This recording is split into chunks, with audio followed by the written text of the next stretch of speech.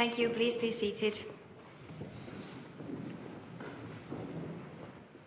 Welcome to this joint press conference by President of the Republic of Finland, Sauli Niinisto, and President of the United States, Joe Biden. We will begin with statements by the presidents. Thank you and good afternoon. Excellent that we have this kind of a big hall in the castle. Plenty of you here. First of all, Joe, Mr. President, I want to thank you for visiting Finland. We have had possibilities of meeting each other quite often during the... I like it here even better. Yeah, and by the way, first time we met also in Helsinki, I was the Speaker of Parliament when you visited. I remember. So we have had a lot of discussions during the last couple of years. I want to once again thank you for the strong support you have given all the time. It's my honor. The new era in Finnish security policy has begun, and you will be one of those who wrote it to history. I also want to thank you for the Vilnius meeting. It was very touching to feel the unity between allies, and I think it was greatly created by you. We had possibilities of discussing bilaterally. Today I took up the negotiations of our defense cooperation agreement. We are going to continue our security discussion by that, and that is of vital importance to Finland. In the same time also Sweden and Denmark are having similar discussions, and at the end it seems that all the 5 Nordic countries will have a bilateral agreement with USA. Technology is one of the key words for the future. There are elements like artificial intelligence, quantum technology, sky technology. All that is leading our way to the future, and we have to make sure that it's leading our way in a very secure way, and that demands responsibility of those who know how. And that is why it is very important to coordinate and cooperate with our knowledge and resources forward in this sector. We also had a discussion on our neighbor, and I think that we both share similar views. The war in Ukraine was also discussed. We both see that we will continue support to Ukraine, which is defending not only herself, but also all the values we represent in the Western world. We also had a meeting with the Nordic family. It is a tradition which started during President Obama's time, and it has been a very valuable tool for us to get even better understand each other's security and technology. They're also discussed there, and a lot of time and thoughts were presented on environmental issues. So, once again, it has been great to have you here. Well, thank you, Mr. President. It's been great to be here. Look, it's an honor to be with you and our other Nordic friends. We just finished, I would suggest, a very productive US-Nordic Leaders Summit. on the heels of the historic NATO summit in Vilnius, and where Finland took its place at the table as our newest ally. We've always been friends, but the newest official ally member of NATO. And I also want to thank Minister Christensen of Sweden, who will soon be joining NATO, and Prime Minister Støre of Norway. We've had a great relationship. And Fredriksen of Denmark, and the Minister of Covenant's daughter of Ireland. You can tell that's a Freudian slip. I'm thinking of home. The daughter of Iceland. And I want to say I think we've had a very productive summit. We discussed, Mr. President, where we stand at an inflection point in history, where the decisions we make now are going to determine the course of the history for the next 4, 5, 6 decades. And this week we affirmed how Finland and the United States together with allies and partners are working in lockstep to set us on a stronger, safer, and more secure path, not just for Europe, not just for NATO, but for the world. In Vilnius, NATO met with 31 nations for the first time. We showed the world that our alliance is more united than ever, and soon it'll be 32 allies, thanks to an agreement with Turkey to move Sweden's accession protocols forward. And as capable partners and committed democracies, both Finland and Sweden are going to add significantly to the strength, security, and unanimity of NATO. And a stronger NATO makes the entire world stronger. Mr. President, as your ally, we want the people of Finland to know the United States is committed to Finland, committed to NATO, and those commitments are rock solid. That we'll defend every inch of NATO territory, and that includes Finland, obviously. Second, over the past week, we reaffirmed our unwavering support for the brave people of Ukraine as they defend their country against Russia's brutal and inhumane attacks.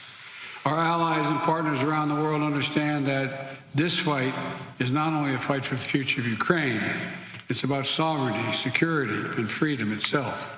I want you to think about what would happen if we didn't do anything. What is likely to happen in the rest of Europe if we did nothing? So this week, NATO's officially elevated our relationship with Ukraine. Allies also agreed to lift the membership action plan that's usually required before you could be admitted from Ukraine.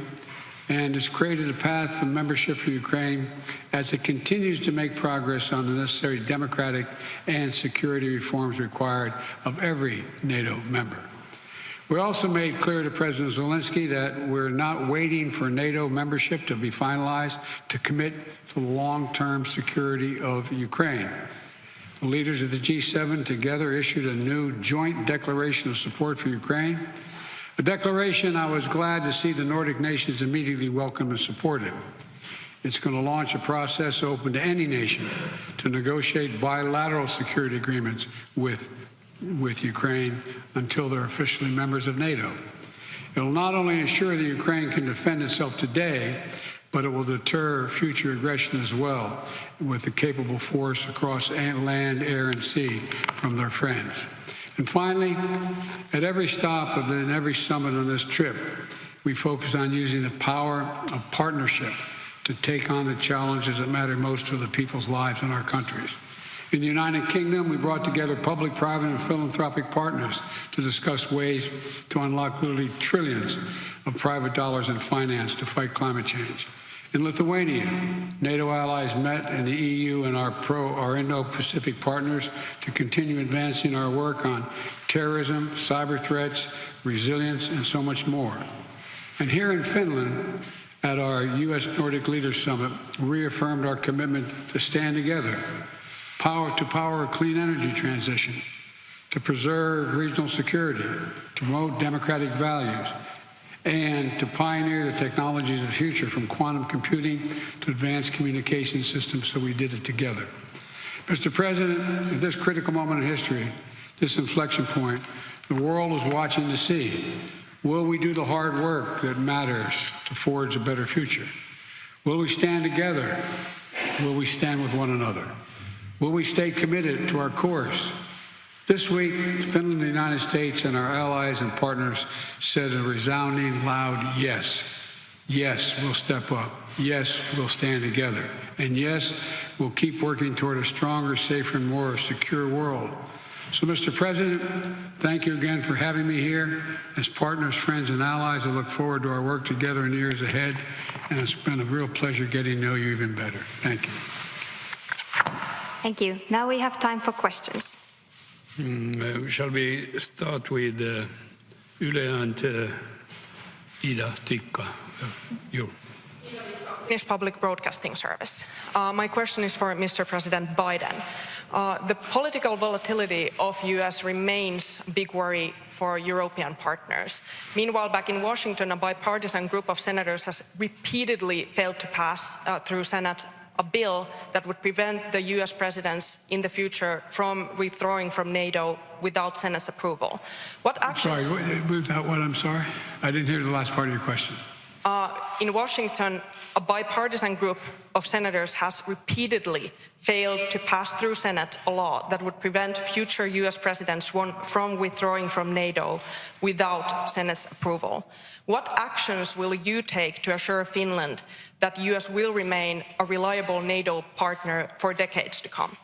I absolutely guarantee it. There is no question. There's overwhelming support from the American people. There's overwhelming support from the members of the Congress, both House and Senate, in both parties, notwithstanding the fact there's some extreme elements of one party. We will stand together. The American people known for the since the end of World War II and the formation of NATO that our security rests in the unanimity among European and transatlantic partner, us. And so this is, no one can guarantee the future, but this is the best bet anyone could make. And my second question on that note to Mr. President Niinisto, hearing this answer that no one can guarantee a future, are you worried that the political instability in the US will cause issues in the alliance in the future? Let me be clear. I didn't say we couldn't guarantee the future. You can't tell me whether you're going to be able to go home tonight. No one can be sure what they're going to do. I'm saying as sure as anything can possibly be said about American foreign policy, we will stay connected to NATO. Connected to NATO, beginning, middle, and end. We're a transatlantic partnership. That's what I've said. It seems that the President has answered your problems, but I have to tell you that during this process, I met approximately President many times, but I would say about 50 people from Congress and Senate. And I think the message was quite clear, quite united. And I have no reason to doubt about USA policies in the future. Let me say one more thing. We learned a hard lesson.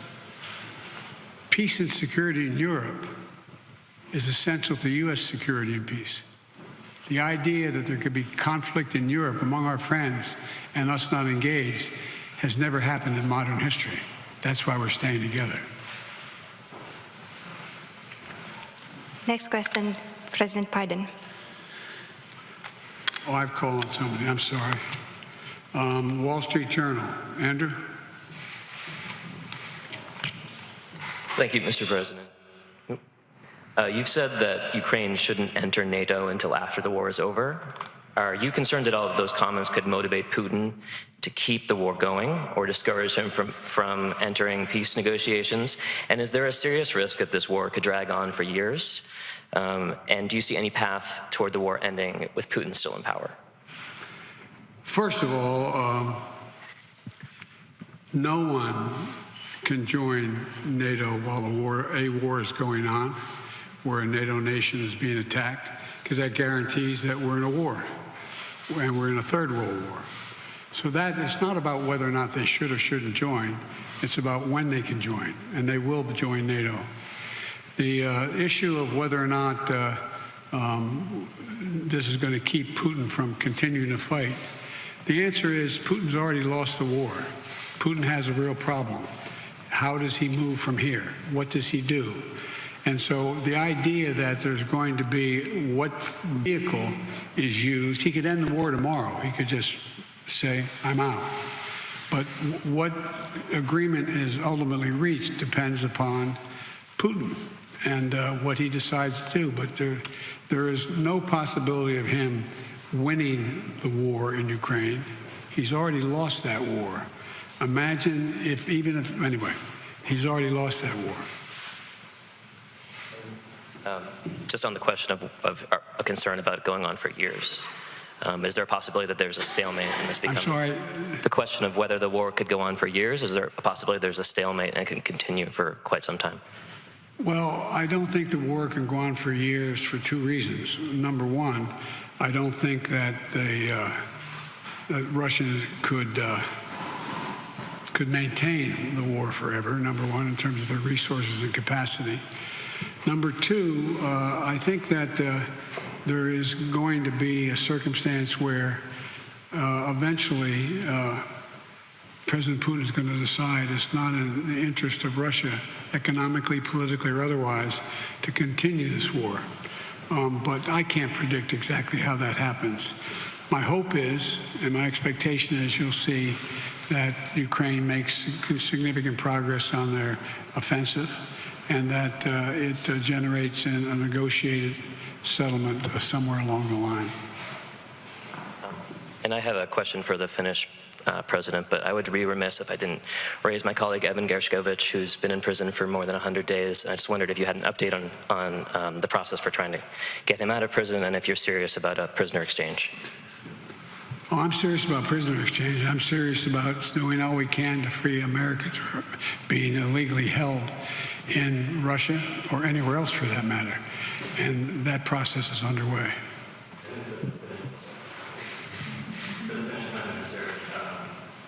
Do you envision the possibility of the U.S. having a permanent military base in Finland? Like I told, we are discussing on DCA, the Defense Cooperation Agreement, and it has a lot of elements. They are still open, but we are open on negotiations, and I know that our counterpart is also very open. So let us see. Next question goes to President Niinisto, please. Yes, it's Helsingin Sanomat and Elina Antonen. Thank you, Mr. President. And my question is for Mr. President Biden. Okay. Or should I just say President Biden? You have repeatedly talked about Finlandization becoming NATOization of Finland. Now, based on what nation? You have repeatedly talked about Finlandization becoming NATOization of Finland. Based on your long experience, how does that change Finland's place in the world?